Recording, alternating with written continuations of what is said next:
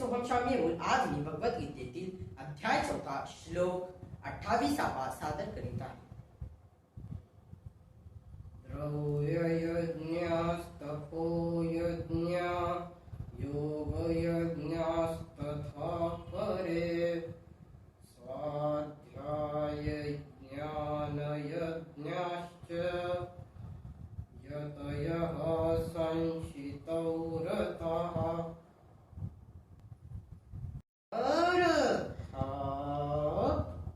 काही पुरुष द्रव्य विषय यज्ञ करणारे असतात. काही जण तपश्चर्या रूप यज्ञ करणारे असतात.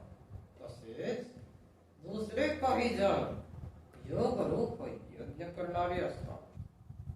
कितीतरी जण अहिंसा इत्यादी कडक